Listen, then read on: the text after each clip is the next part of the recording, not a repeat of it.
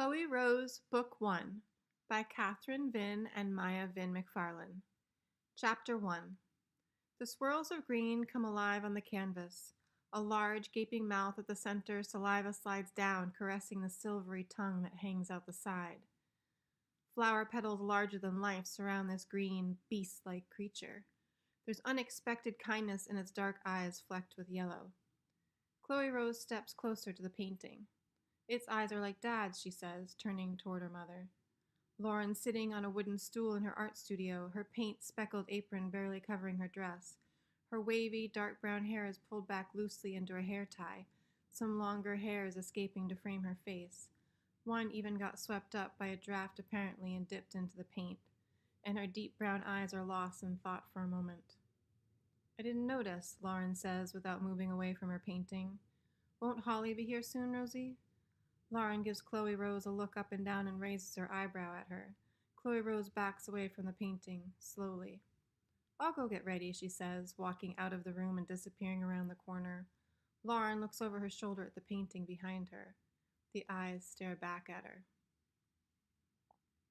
The apartment is small but cozy. The windows are generous, letting in plenty of sunlight to cast a warm orange glow. There's no furniture to speak of, a couple futon couches in the living room with large, colorful pillows, a round wicker table and chairs by the alcove. Paintings done by Lauren and Chloe Rose and photographs by Chloe's father, Jared, hang on the walls throughout the apartment. The rooftop garden is for inspiration and health, her mom has always said. Tomato plants, lettuce, green beans, carrots, and herbs and spices add enough greenery to make you wonder if you've left the city. An old mattress lies in the corner for Chloe Rose to practice her acrobatics. Chloe's room is the smallest with just enough space for a bed, a small bookcase, and a dresser. Any bigger, her mom says, she'd be caught up in books all day. Children are meant to be outside, even if they do live in a crowded city like Harlem, New York City. The art studio has two large bay windows and looks out onto Central Park. Books scatter the window seat. A small blanket and a couple pillows are arranged neatly at one end.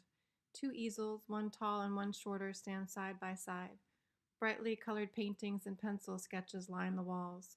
A tall bookshelf full of bottles of paint, paintbrushes, colored pencils, and palettes leans into the corner of the room. Chloe's mom stands in the kitchen icing a cake. A large rainbow-colored candle of the number 12 lies on the counter. "Rosie," she calls. "Yes, Mom." Chloe Rose walks into the kitchen, hair still damp, pulled back into two dark brown braids. Her crystal blue eyes shimmer with excitement. She's wearing a yellow dress with small flowers on it, gray leggings, dark brown Ugg boots, and a rainbow scarf. Lauren stares at her. "It's my favorite dress," Chloe insists. Lauren shrugs. "What about your apron?" Chloe asks with a smirk on her face. Lauren looks down at her paint-spattered apron. She shrugs again and they laugh together. The doorbell rings. "I'll get it," Chloe shouts, running out of the kitchen. Chloe peers through the peephole. Her best friend Holly and her grandmother stand on the other side of the door. Chloe grimaces as she sees Holly's grandmother. She thought her friend was coming alone. But she opens the door with a smile, grabs Holly's hand, and pulls her friend inside. Holly stands beside Chloe, slightly shorter. She is a year younger after all. Her auburn hair also in two messy braids, her brown eyes rich like earth. Chloe turns to Holly's grandmother. "Thank you for coming," Chloe says, beaming. The older woman walks through the door. Her clothes are neatly pressed, though casual. Next to her silvery gray hair, her blue eyes look almost like charcoal. She's got a slight limp and uses a cane.